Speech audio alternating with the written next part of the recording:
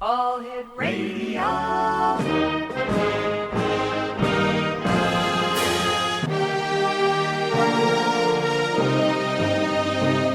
Welcome to the X Zone, a place where fact is fiction and fiction is reality. Now, here's your host, Rob McConnell.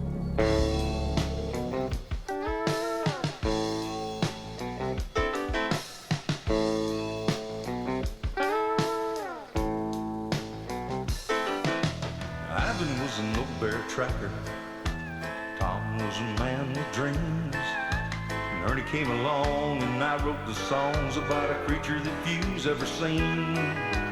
Monsters, myths, and mysteries, legend, tales, and facts.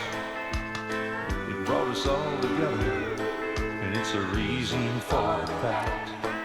And welcome back to the X Zone, hour number 2 of tonight's show. And we're coming to you from our broadcast center in St. Catharines, Ontario, Canada, on your hometown radio, Classic 1220, and streamed around the world on classic1220.ca. My guest this hour is Shetan Noir, and we're going to be talking about cryptozoology, the paranormal, gems, and fossils. Joining me now from Brighton, Michigan, is Shetan. And Shetan, welcome to the X Zone. Well, thank you for having me on, and it is a pleasure. Shetan, tell us a little bit about yourself and what got you into investigating and writing about cryptozoology, the paranormal, gems, and fossils.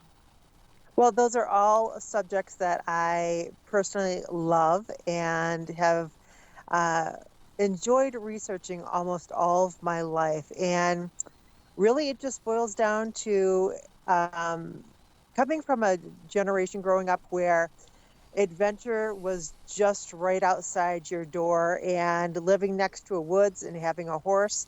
Boy, I could make my own adventures. But for cryptozoology, it started when I went camping with my family between the ages of 9 and 10, like many Midwestern families. Mm-hmm. Our summer vacations were camping. So one particular summer, my family chose a campground, and I believe its name was Crystal Lake. It was here in Michigan, and it was famous for having a crystal clear lake, but that wasn't what was the scary monster part of it. The scary monster part of it was two-part. One, it was either an alligator or crocodile that they had in a large dog kennel next to the gift shop. And it was alive. So they would tell all of the children who were asking, is that real? They'd say, yes, we caught it right there out in the lake, and there's more of them out there. So that particular summer, I was not going swimming. I was not going fishing. Don't you dare get me near that lake, because those creatures are in there. Yeah. But if that wasn't traumatic enough for me as a young child, one of the weekends that we were camping there, they decided to show for family movie night the Patterson-Gimlin film and The Legend of Boggy Creek. Now, young me had always thought there was only one Bigfoot, and it lived somewhere on the west coast of the United States. But now I realize that they live everywhere. And after watching those two movies, I spent the next 45 minutes hiding in the women's bathroom, too afraid to walk back to my truck camper and my family's camper. So two older women very politely escorted me back to the truck camper. And after that, I got a subscription to Fate magazine and faithfully read every chapter in it. Every article, every little ad that there was in it. Then, of course, at that time, this was early 80s, the most you could find on those subject matters, the paranormal, Bigfoot, Atlantis, Loch Ness, UFOs, would be these little chapter books that you would get usually at the used bookstore. And every couple of months, a new one would come out with just slightly, different information. And I would buy each and every one and just, carefully read and research it from there. So that's what started my interest with the paranormal and cryptozoology. And I've had many experiences with the paranormal. I've had at least one confirmed Bigfoot sighting of my own, and possible Dogman evidence that I've found. But for fossils, ever since I was a young child, I have loved dinosaurs. I have loved prehistoric creatures. Lake monsters are one of my very favorite subjects to talk about. And you can't have lake monsters without taking a look at the prehistoric marine reptiles like plesiosaurs and mosasaurs. So I always try to investigate those and research those as diligently as I can, because I love the information. I love knowing more about the fossil record, and I love going looking for, any type of fossils that I can collect, such as ancient shark teeth, the Petoskey stones that we have here in Michigan, the horn corals. So that all fuels, my great interest. And then who doesn't like gemstones and stuff of that nature? So every time I get to go to a rock show or gem and mineral show, I try to make it, because you never know what interesting things you're going to find. I could just imagine you, a little girl, having been told that there's crocodiles in the lake, and then that night watching Bigfoot. No wonder you were afraid to go out. Yeah, I was not too thrilled with our camping. I guess not. Decision that summer, because it was like, well, the most I'm going to do is sit next to the fire, and that's it. I don't want to go play. I don't want to go swimming. I don't want to go see any more movies, because who knows what is tomorrow night going to be Jaws? Who knows? Oh my heavens! Tell us about your Bigfoot encounter. So my Bigfoot encounter happened actually in Minnesota, and it was actually the first time I went up to visit my mom. My mom works at the North American Bear Center up in Ely, Minnesota, as the black bear curator. And I had gone up to visit her, and when I went up to visit her, we had gone up to, with a friend of hers, we had gone up to Winnipeg, Canada, to go to a museum up there, and the Cinnabon Park Zoo, and the sculpture garden, and a few other things. This was probably over 15 years ago, but I still remember the encounter very clearly, very distinctly. My vehicle that I was driving at the time was a red Jeep Wrangler Sport. And I mentioned this detail because the dimensions of a Jeep Wrangler, even a Sport, do not change. They're very universal. And it was a soft-sided. So when we got back from Winnipeg, back into Ely, Minnesota, we looked at the weather forecast, and there was a major snow front coming through. So this was the very first week of November. And on my way up, it was here in Michigan, it was the mating season for the deer. So basically, deer were just lining up on the sides of the road waiting to be steak tartare. And so I wanted to get in front of this weather system. So I ended up leaving Ely, Minnesota around 3 a.m. on Monday morning. And you take a 2-lane highway to the outskirts, the very outskirts of Virginia, Minnesota, which is about 55 minutes from Ely, Minnesota. And as I was going up the on-ramp right outside of Virginia, Minnesota, my headlights shone on, and this is how it looked in front of me. It was headlight, thick, furry leg, tall grass, thick, furry leg, headlight. Wherever the head and chest of this animal was, it was higher than what my headlights were shining. Wow. Which was higher than what my head was sitting inside the vehicle. Now, standing outside my Jeep at the time, I could rest my chin on the very roof of the car, the top awning canvas of my Jeep. I'm 5'8". So wherever the head and chest of, or head and shoulders of this Bigfoot was, that was 7 feet up. And the fur was very distinct, very thick fur, but a very like tuft fur, like a animal that's been outside all year long. The color was a very dark black, but with a reddish tinge. Like, the best way I could describe it is like a Newfoundland dog that's been outside all year long, black but sunburnt black, which gives off a reddish cast when sunlight or bright light is shown on it. And Wow. I got a very good look at the legs. These were not the legs of a bear.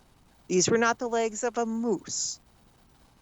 These were thicker than either one of those animals.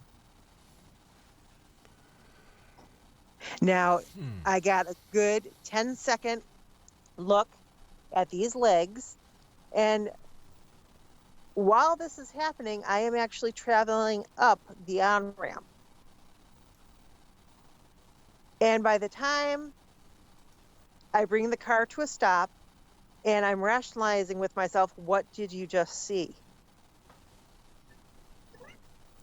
I am already up on the 4-lane highway, and I stop. And I'm debating with myself what my next course of action should be, because being 15 years ago, the phones we had back then are not these gorgeous, awesome mini computers that we hold in our hands. I had basically a T-Mobile flip phone, which I thought was pretty state-of-the-art at the time. Oh, it was back then, yeah. I could take pictures with it. The pictures were pretty good quality, better than my digital camera could give me, but still not as good as we have now. So I'm sitting there thinking, do I cross the median, go down the off-ramp, come back around, and try to get pictures of it? And part of me is like, yeah, we should do that. That sounds like a great idea. And then the more rational part of me kicks in and says, so how are you going to explain it to your mom, the state police, and the tow truck driver of how your Jeep got flipped on its side? All right, now hold on. We're going to have to take a little bit of a cliffhanger here because I have to take my first break. Fascinating story. By the way, Exonation, if you'd like to find out more about Shetan Noir, my guest this hour, she has a Facebook page. Just go on Facebook and type in Shetan Noir. That's SHETANNOIR. This is the X-Zone. I'm Rob McConnell. Shetan and I will be back on the other side of this break as the X-Zone continues from our broadcast center and studios in St. Catharines, Ontario, Canada on Classic 1220 and streamed around the world on classic1220.ca. Don't go away. Ivan was an old bear tracker. Tom was a man with dreams. And Ernie came along. As the story goes, an Indian tale brought him out where only the Sasquatch go. The moon was playing hide and seek. Welcome back, everyone. Shetan Noir is our special guest, and we're talking about Bigfoot. We're going to be talking about Dogman. We're going to be talking about much more in this edition of the X-Zone. All right, so here where we left off on this Bigfoot cliffhanger was your car. You were wondering how you were going to explain to the authorities, your mother as well as the tow truck driver, how your car was going to be on its side, right? Well, yes, because I was driving a soft-sided Jeep Wrangler at the time, and my mom would have understood and believed the story because she knows I'm a cryptozoologist, but the state police and the tow truck driver, probably not. So as I'm sitting there trying to decide, is it worth it to have a Bigfoot flip my Jeep over, I decide no. I had my sighting. Chances of me getting a good quality picture of the creature are probably very slim, if it's even still there.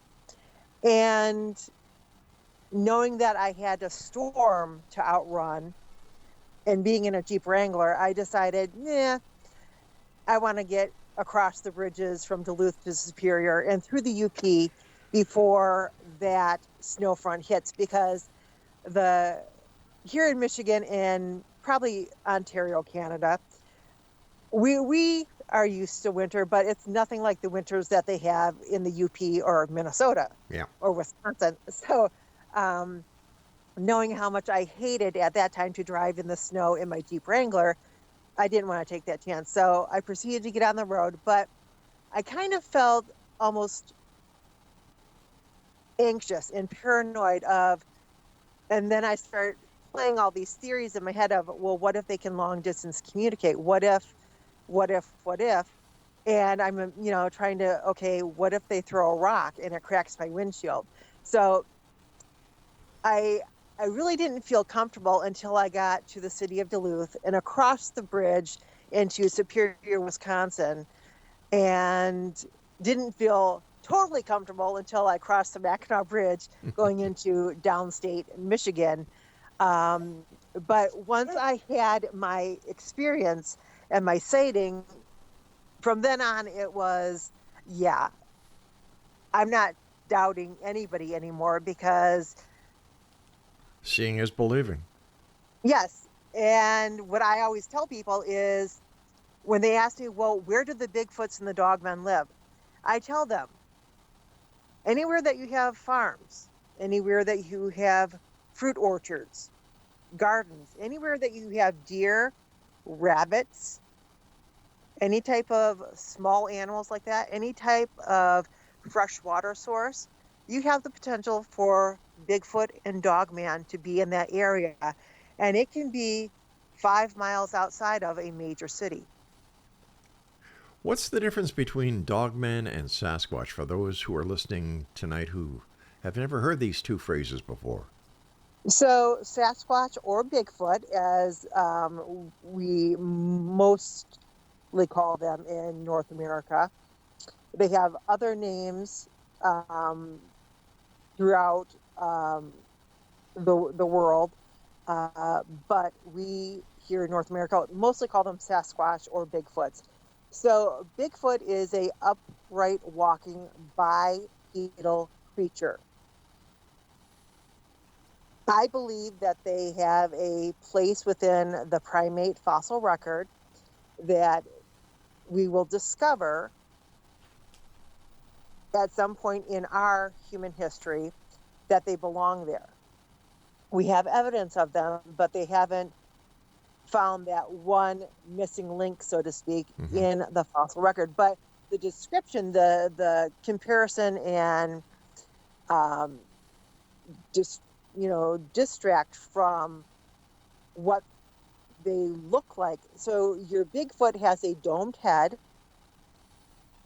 no visible ears, is built very humanish, but with a heavier upper body, very pronounced gluteal muscles, so they have a big butt, but also very wide shoulders.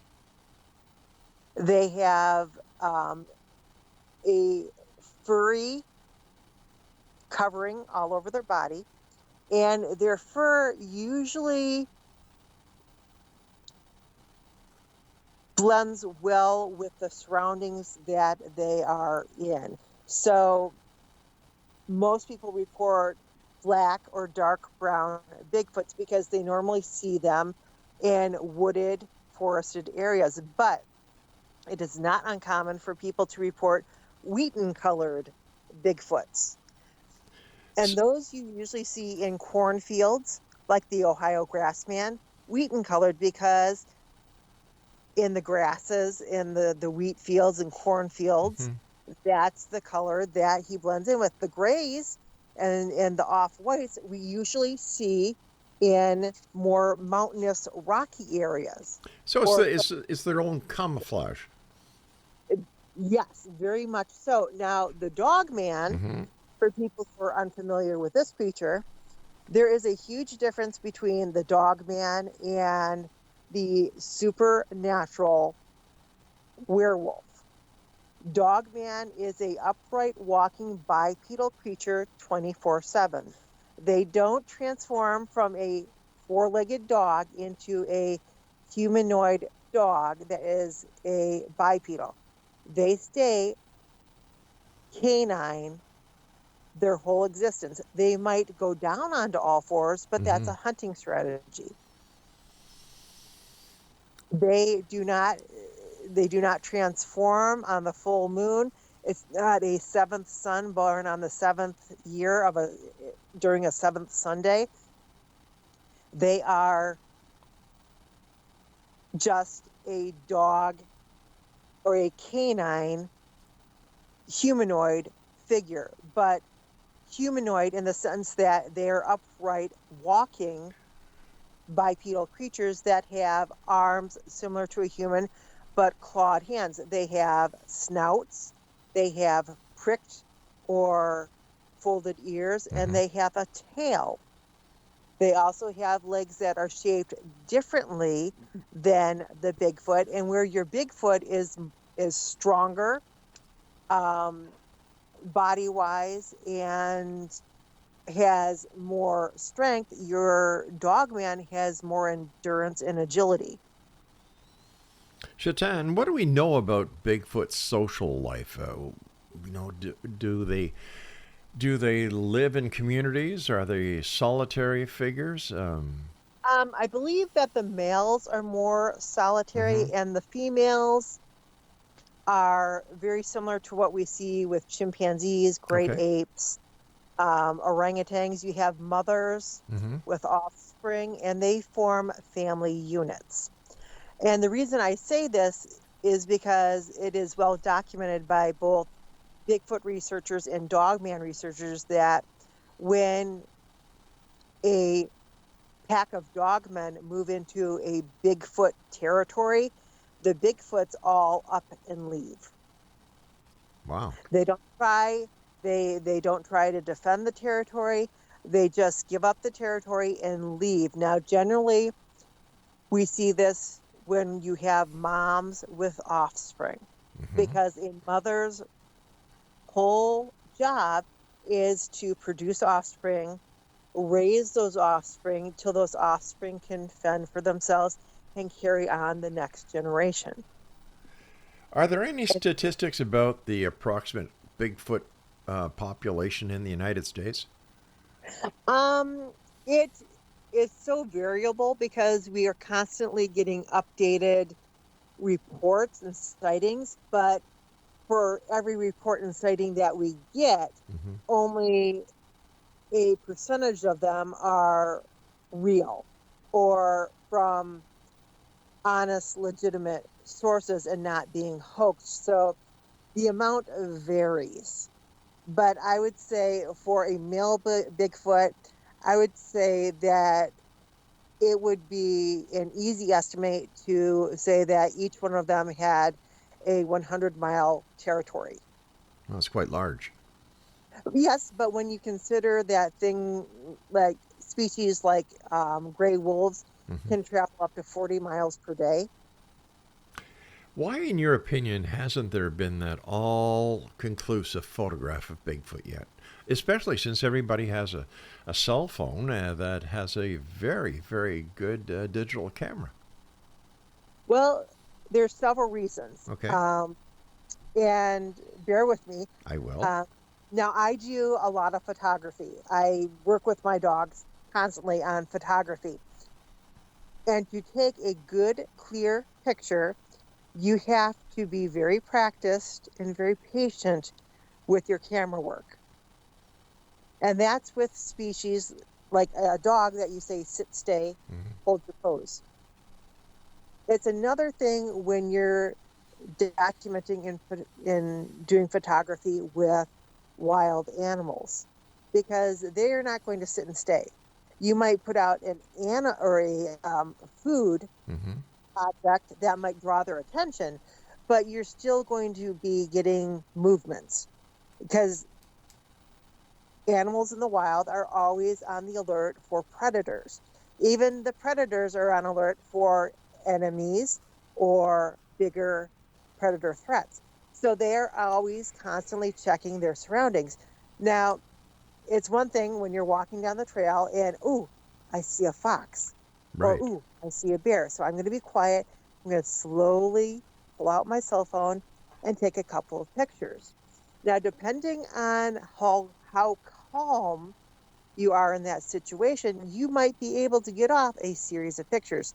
Now, let's say you're walking down a trail and a Bigfoot just happens to walk out on the trail when you are.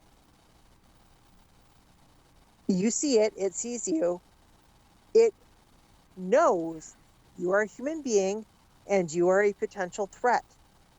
Now, that Bigfoot is not going to stay on the trail long enough for you to pull out your cell phone and take a picture of it. And even if you do, chances are you are going to be so either nervous or the adrenaline is going to be pumping that even when you try very hard, you're still not going to be able to hold your camera, your cell phone, still enough to get a good picture. So then your options are, well, I'll venture forward to the spot where, if you are that brave or courageous to continue forward to the spot on the trail where it crosses, has crossed your path, and try to see if you can take a picture of any footprints. But most of the time, most people will turn around and leave because, one, they did not believe that creature ever existed, and now they've had a in-person encounter with it, and they're scared. They're going to go back to Seeing is civilization. believing. And we'll be back on the other side of this break as the X Zone continues from our broadcast center and studios in St. Catharines, Ontario, Canada. And you're listening to us on your hometown radio, Classic 1220.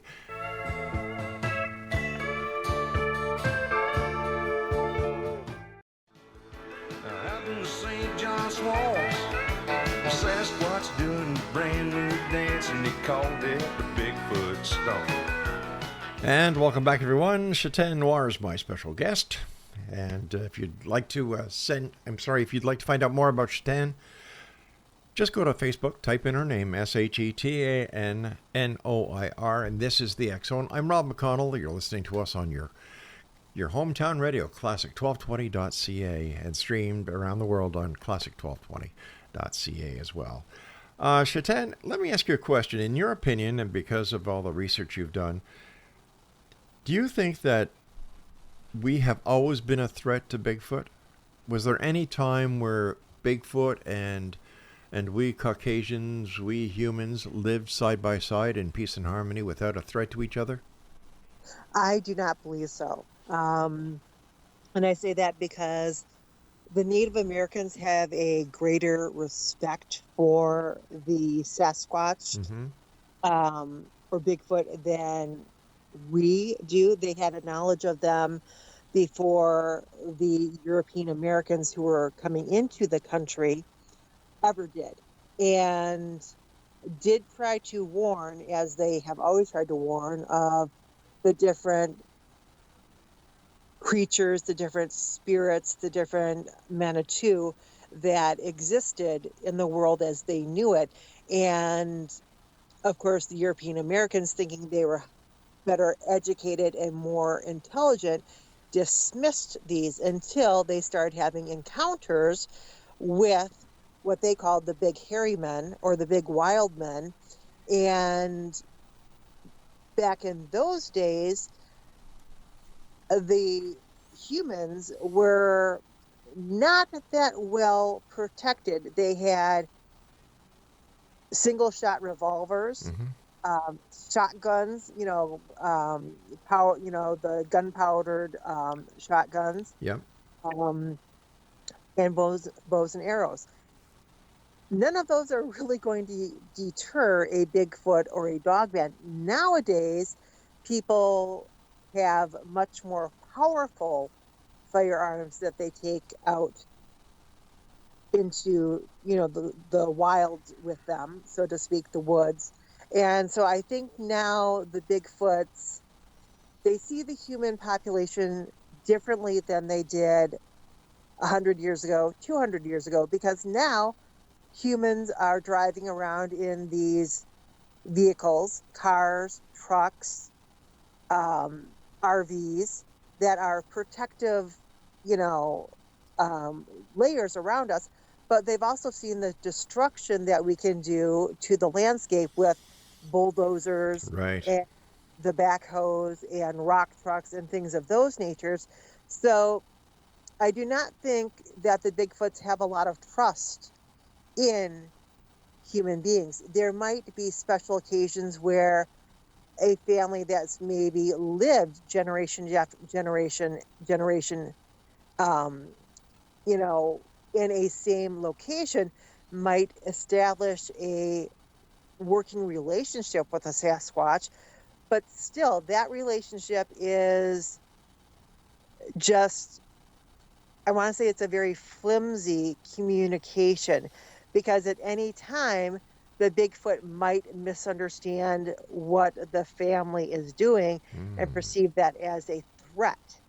And then all of that goodwill, all of that, hey, we have a Bigfoot as our, you know, friend, Right. goes out the window. And, you know, the same is true is if the family decides that they no longer want that connection or that communication with the Bigfoots take it very drastically in the wrong direction. And that's when we start seeing the very destructive behavior, like attacking the house, hitting it, throwing rocks at either the people, their vehicles, their homes, their barns. If the people have pets or livestock, the pets and the livestock start going missing. So it's a very, you know, cautiously balanced relationship of what we understand of them and what they understand of us, and how each perceive each other.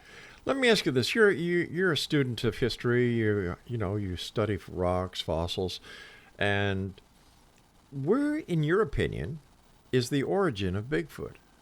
This goes back to where we start to see, and I don't really call it the primate family tree, I call it the family shrubbery. Okay. Because there's so many branches that sprout off out of the same groups. So Yeah. with the two biggest primates being that we know of, human beings and the great apes or the gorillas, silverback gorillas, there has to be something in that middle point. The missing link. Yeah. Exactly. Where we have the Cro-Magnon man, we have Gigantolopithecus, who start going in the direction of modern humans. But we need to find where the fossil record goes from the great ape point, or the silverback gorilla point, up to the Neanderthals and Cro-Magnon man. And within that area right there is where we're going to find the fossil relative that becomes eventually Bigfoot, Sasquatch. And when we find that, then we will have more answers. Why is it that to this very day, here we are, February 2024, nobody has found the remains of a Bigfoot who's passed?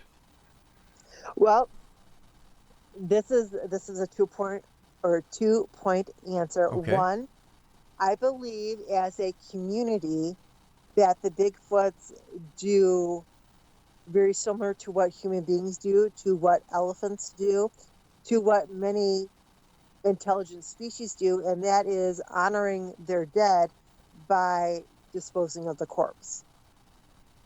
Either burying it under rocks or debris, so that it's protected and isn't left out in the elements. But there's also the natural part of that, and that is after a body decomposes, or while it's decomposing, you have, if it's not buried, you have every creature in the forest Yeah. coming to take advantage of that resource. Birds, mammals, reptiles, anything that's a carnivore or an omnivore is going to come and eat from that carcass. Yeah, I agree. I agree with you, Shetan. But what about? There's something there that I don't understand, because hunters go out into the woods and they find the bones, the skeletons of deer, the bones, skeletons of bears, skeletons of moose, and other animals of the forest, and yet never a Bigfoot. And so we also have animal in the forest going and taking those bones to chew on them, because bones have minerals in them, like calcium. Right. Calcium is a very highly sought after commodity in the natural world, because every female animal that's producing young needs calcium for milk Right. and develop bones. So you have skeletons that become disarticulated and scattered about. So because physically a bipedal primate, humans or Sasquatch, might look very similar, when we do find disarticulated skeletons, and I'm sure this has happened without even forensic scientists realizing it at that time, there is the possibility that Bigfoot or Sasquatch skeletal remains have been found Right. and misidentified as a large human being. And because no one has reported that individual missing, it is a unknown. It's a John But Jane Doe. But as a former police investigator, if a body is found or bones are found and an area is classified as a crime scene, forensic then take those bones, the skeleton, bring it to a lab where forensic testing is undertaken, including DNA. Is it possible that the DNA of Bigfoot would be the same as a human, so that the identification could not be cross-matched and made?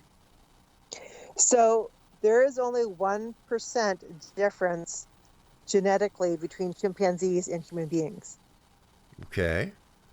1%. But a forensic lab would be able to tell the difference between a chimpanzee bone to a human bone. But so Bigfoot, Sasquatch are primates. Human beings are primates. So we're going to see a very similar DNA code. I don't think so. I don't think when it comes to the actual DNA processing that it would be so similar that an accident could be happening or a misreading, because the species are different. Even that 1% would show a different classification on the DNA scale.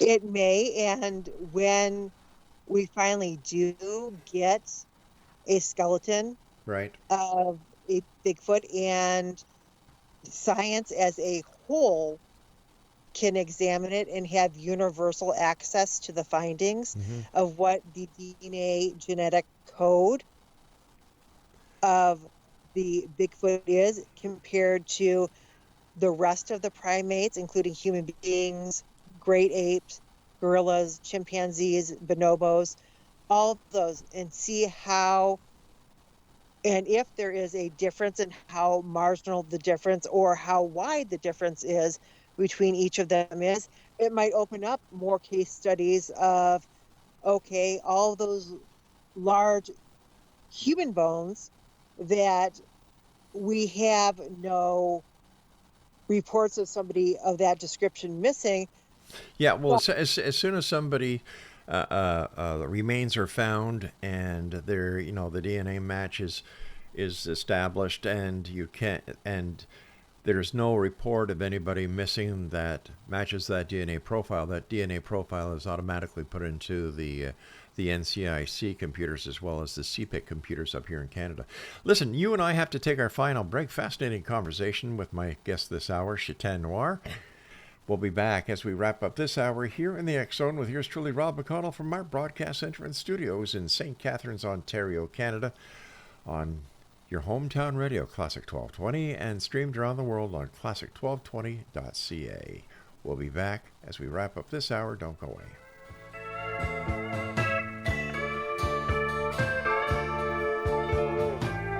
That was dark in the mountain that worship him. And welcome back, everyone. This is the X Zone. By the way, all the tracks I've been playing this segment are by Philip Malborough, who's also known as Ramblin' Jack. So, Ramblin' Jack, thank you very much for allowing us to use your great music here on the show. My guest this hour is Shetan Noir. And if you'd like to get some more information about Shetan, visit her her Facebook page. Yeah, it's that time of night. Mouth wants to go one way, brain wants to go the other. Shetan Noir on Facebook. Just Google it or type it into the search engine on Facebook. ShetanNoir. Shetan, thank you very much for joining us tonight. Great pleasure talking to you. What is your take on Mothman? Well, first, let me say I have to compliment you on the music choices tonight because they've been fantastic. Thank and you. I've enjoyed listening to them. So thank you. Now for Mothman, Mothman is one of those weirdo creatures that really I have written a book on flying cryptids. I've investigated flying cryptids. I've done research on flying cryptids, and Mothman is one that I have to put in the woo category because Woo? woo, as in Woo woo? woo woo, as in we, as cryptozoologists, believe that he's either interdimensional or he's extraterrestrial, because there is nothing in the fossil record that says that a flying humanoid should exist. Yes, we have giant birds throughout the fossil record, like Argentina's magnificent, which looked like a gigantic crow, or creatures like Quetzalcoatl Neuropia, who was a giant pterosaur with a wingspan bigger than most passenger planes, Wow. like the flying Cessnas. Those we have fossil records of, but we do not have anything that says that a flying humanoid should exist or a insect humanoid should exist. So my take on the Mothman is that he is interdimensional, or they are interdimensional, or they are extraterrestrial. Now And that brings if they that are either, that brings up a great point, and I'm sorry for interrupting here, but we're Okay. hearing a lot of cases where Bigfoot has been seen before, during, and after UFO sightings. and this is very true because I have come across many reports of that.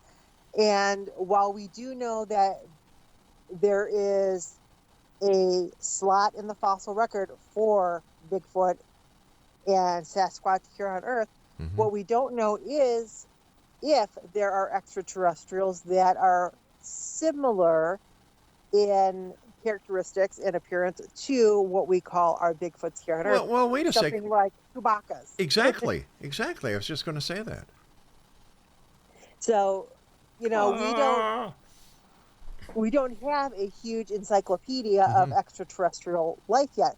We have encyclopedias on dinosaurs and prehistoric creatures, on sharks, on shellfish, on just about any other creature we would wish, or species that we would wish to get to know better here on Earth. But what we don't have is a reference guide to interdimensional beings or to extraterrestrial races that we can cross-reference and say, yep, that's who we saw, that one right there.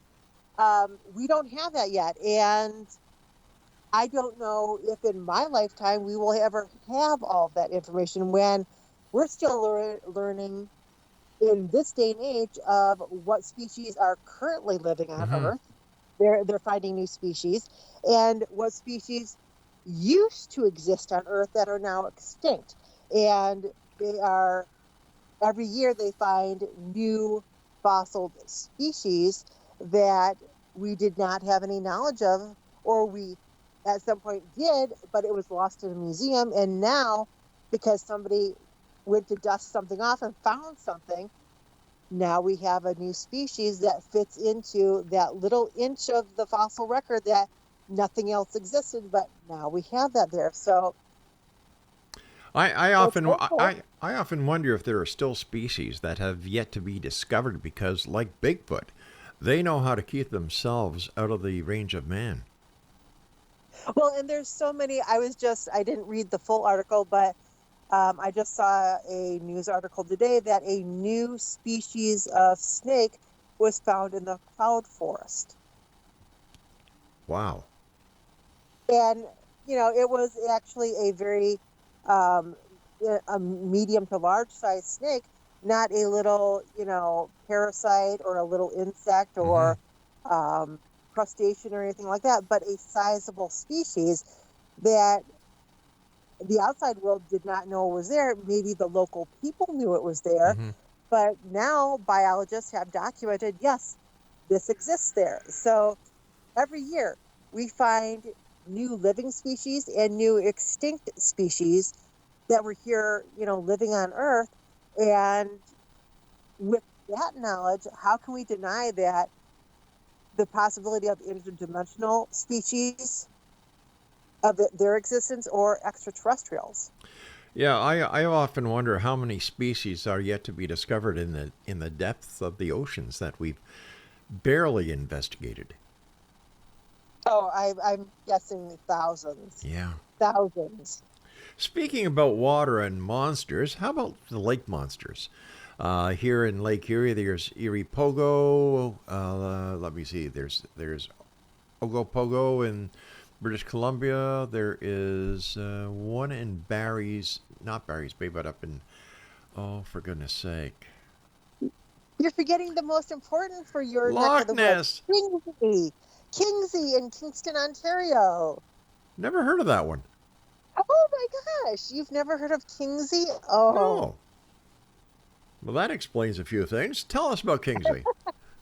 So Kingsey there was numerous sightings around Kingston, Ontario in the 17 and 1800s. So numerous that 3 local ship captains decided that they would come up with a scheme to catch Kingsey. Now, the reports of his appearance were always just one element, like they saw the head or they saw the hump of the back, so they didn't really know how to plan out their traps very well. But one of them got a large dog kennel, put it on the deck of his ship. Another one got a crane to wince the creature out of the water with. And the third captain decided, well, they had to have a way of taming Kingsey. So he went to all the local farmers, all the local breweries, and he got all the hops and mash that he could find, and then he dumped barrels of it in the bay. Oh, that explains why everybody was drunk that time then. Pretty much, but they really angered the local fishermen, because when they did that, they killed off all the fish. Yeah. And they were never able to capture Kingsey, but they still, talk of, or at least there's the reports of Kingsey. So I wrote a book called Lake Monsters and Odd Creatures of the Great Lakes, and document all the historical sighting reports of the different types of lake monsters that have been reported in all of the Great Lakes. And I'm up to like 6 categories that they fall into. Unbelievable. Speaking about the Great Lakes, the Great Lakes Triangle, have you done any research into that? So all of the Great Lakes have at least one Devil's Triangle. Lake Superior has 2 of them, and Lake Erie has a quad angle. And what's a quad angle? So the quad angle is because Lake Erie is a narrow and long body of water. It actually, the angles of it. Think of a square with slanted sides on all sides. So it's a quad angle. And of course, Lake Erie is also the shallowest lake of the Great Lakes. Yes. And So you know, there's- something that a lot of people may not know is that the Great Lakes are so large that it has its own weather system. Yes. Yeah. Particularly Lake Superior. But Yep. going back to Lake Erie, so one of the case points that I like to reference in reference to lake monsters and how we never find them Mm-hmm. is the fact that in modern times, we're talking in the 1900s, a all-metal ship called the Bessemer Marquette #2 sank in Lake Erie. Now, she was 2 stories high and about the length of a football field. She has never been found to this day. That's a big ship to be lost in a lake like Lake Erie and not be found. That is truly a mystery. Right. So if an object of that size Mm-hmm. can go missing in one of the Great Lakes, then a free-moving animal Yeah. or animals can be almost anywhere in the lakes. Another lake monster that's rather famous that is in both Canada and the United States is Champ, the lake monster of Lake Champlain. Yes, I actually did an expedition to Lake Champlain. I believe it was the summer of 2021, because we were all shut down for 2020. So we were rearing to get out the gates in 2021. So I actually went on an expedition to Lake Champlain with, at that time, one of the Lake Champlain experts, Scott Martis. Unfortunately, Scott passed away several weeks afterwards due to a health issue that, Oh no. unfortunately, neither myself or the family who we were staying with were aware of. But we did make it out onto Lake Champlain for a couple of days. Like I said, Scott's health was an issue, and so we didn't get out onto the lake very much. But we were able to talk to a couple of different eyewitnesses, and that was in the St. Albans area of Vermont. And then I was able to go interview 2 contacts of mine in Port Henry, New York, which is actually home of Champ. And Lake Champlain is a huge lake. That Oh, it is is, yeah. 128 miles of lake.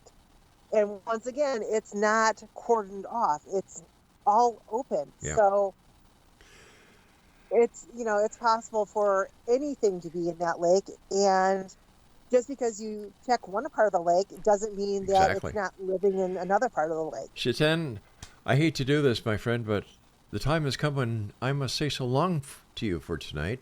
But we'd love to have you back on in the future. Thank you so much for joining us. It's been a great hour with you. Time has gone by so fast. Oh, well, thank you for having me on the show, and I would love to be back on in the future. And I will bring more research and developments on the next show. All right, you take care of yourself and Exo Nation. I'll be back tomorrow night at 10 o'clock as once again we cross the time-space continuum to this place that I call the X Zone. So until tomorrow night, to everyone who's listening to us here on Classic 1220 and streaming around the world on classic1220.ca, always keep your eyes to the sky and your heart to the light. Good night, everyone.